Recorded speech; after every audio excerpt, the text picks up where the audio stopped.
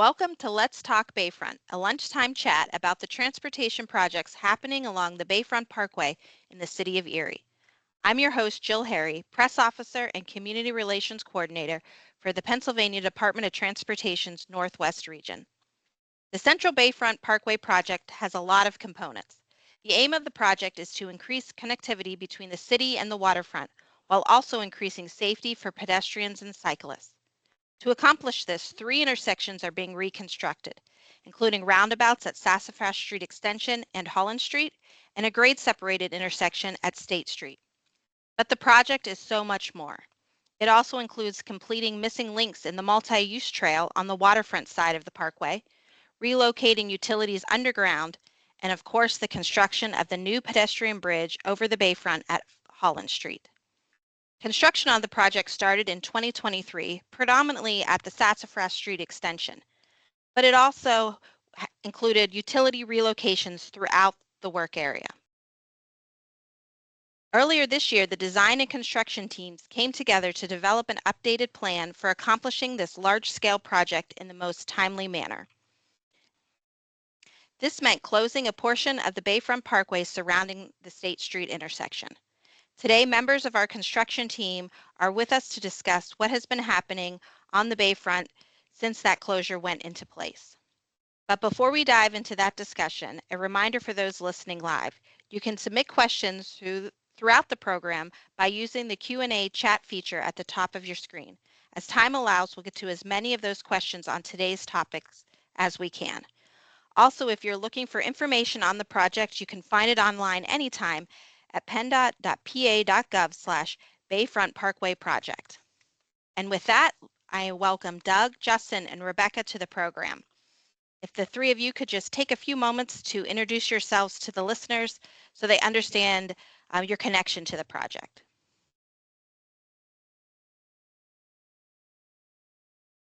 Perhaps we're experiencing a little bit of a technical issue. Are you guys able to hear?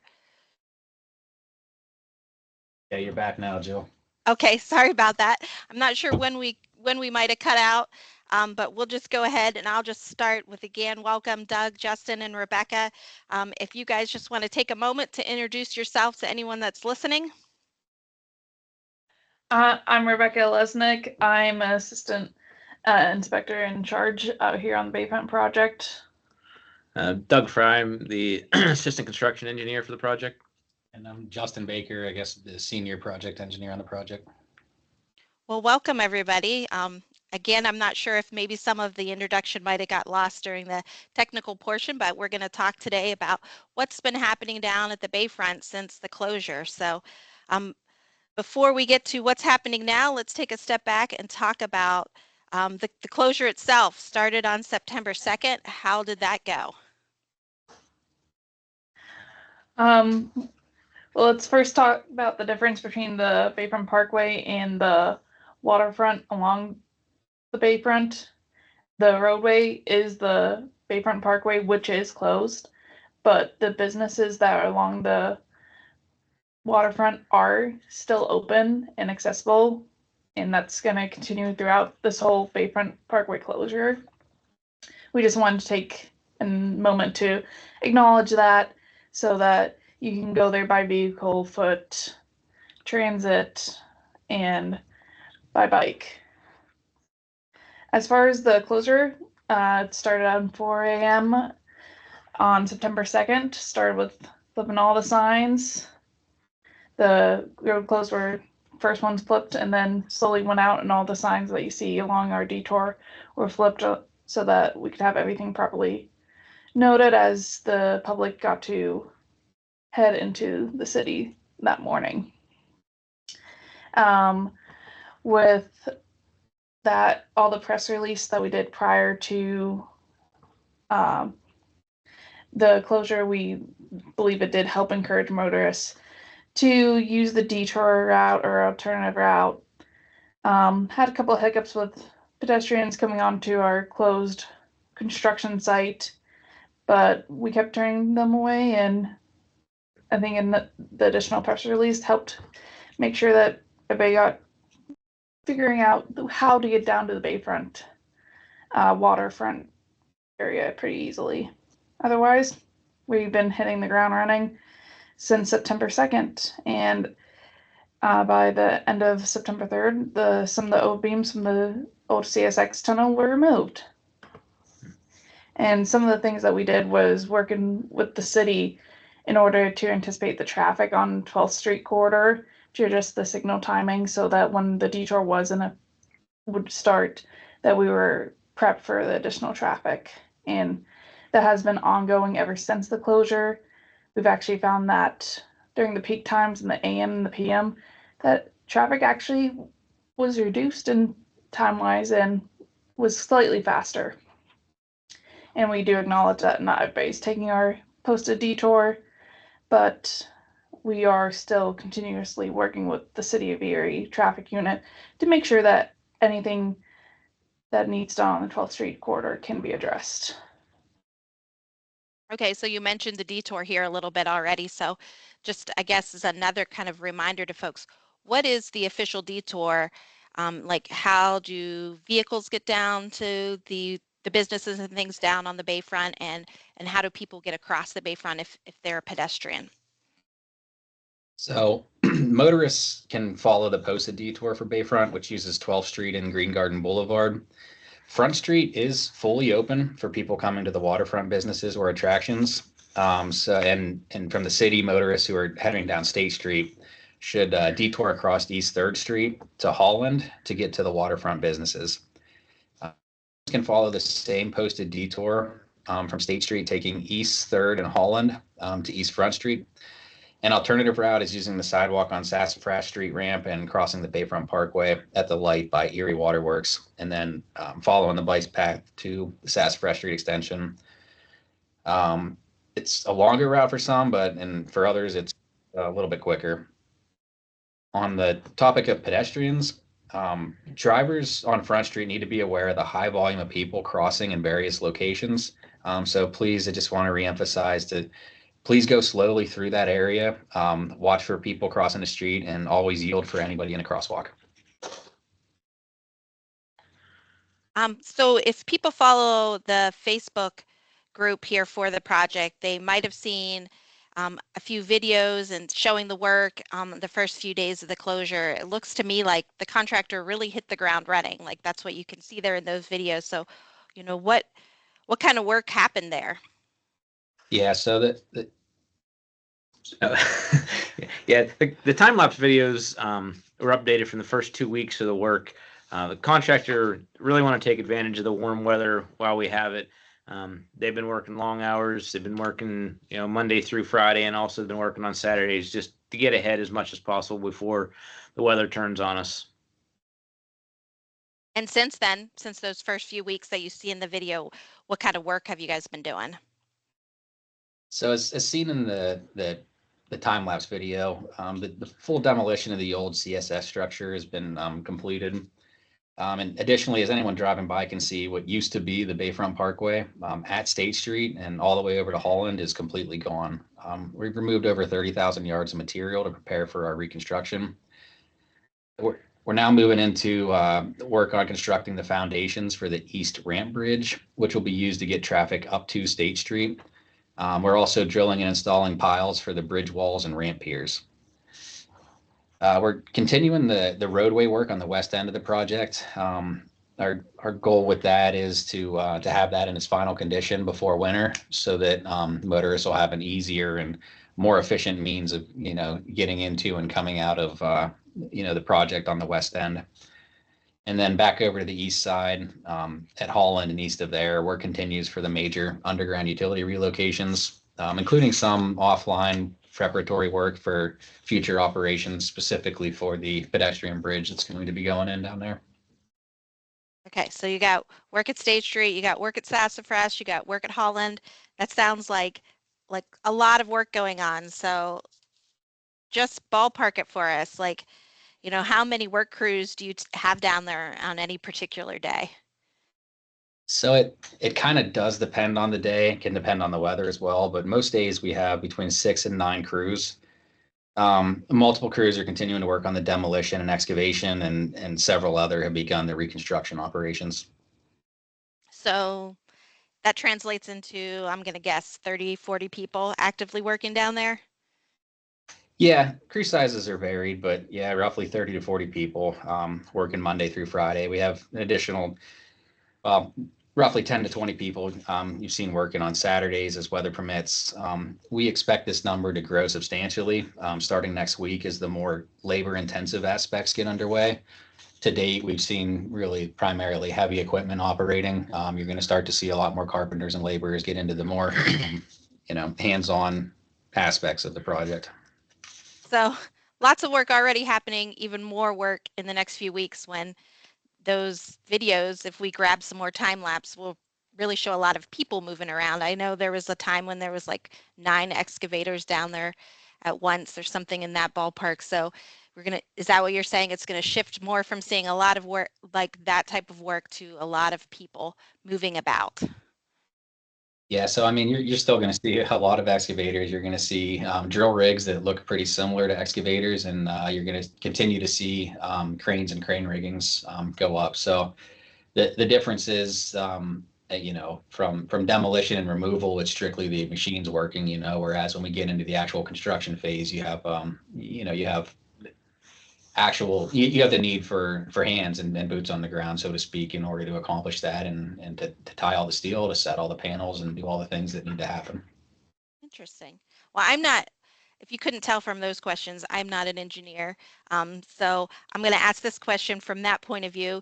You talked about tearing down some walls, but then you also need the walls to build the new grade separated intersection. So how are the new walls different from the old walls?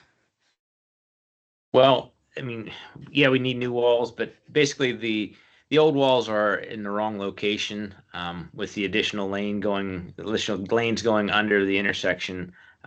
We have to build new walls, and we're still going to be tearing down the old walls while we're building the new walls, just as ensure that it's a safe and efficient operation.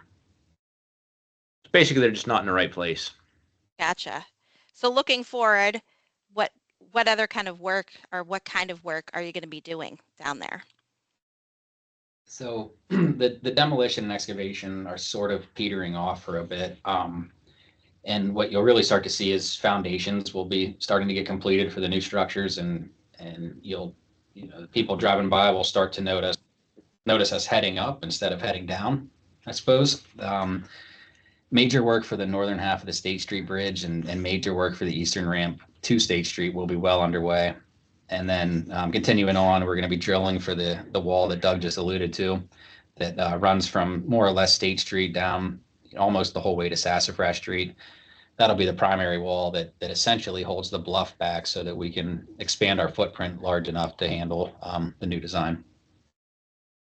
So we're looking at the calendar. You just described a lot of intense work, but we're getting closer and closer to the November, when we all know it likes to start snowing in Erie, sometimes pretty heavy at times. Is there a point in which work on this project will stop based on the calendar alone? No, not based on the calendar. I mean, we were cautious and realistic for the winter to try and ensure that the schedule that we put together can be accomplished. Having said that, we've addressed all the expected issues that come along with winter, and the contractor is being incentivized to continue pushing the contractor through the winter months. We don't anticipate any stopping this winter, except for brief storms that we may have that may cause for snow removal, and anything like that, like we had last Thanksgiving.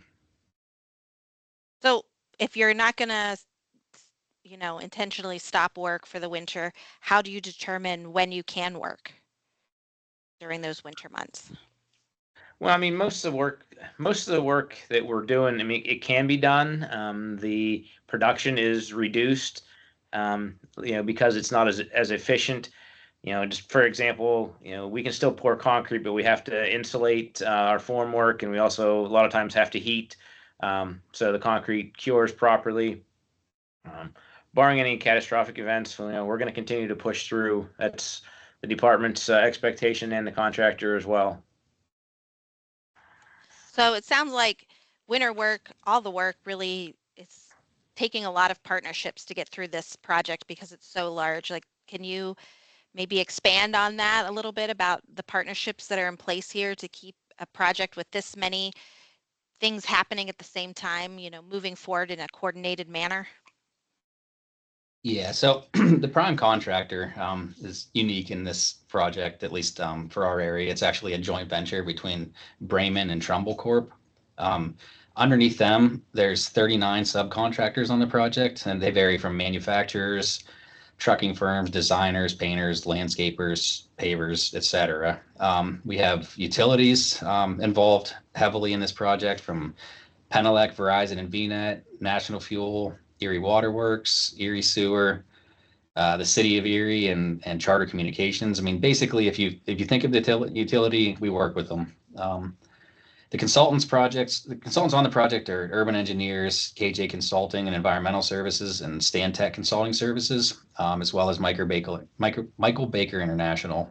And then locally, we're working closely with UPMC, try to ensure that we're not affecting their operations as much as we can. We're constantly communicating with the City of Erie, the Port Authority, Visit Erie, and numerous stakeholders to make sure that everyone knows what's going on with the project.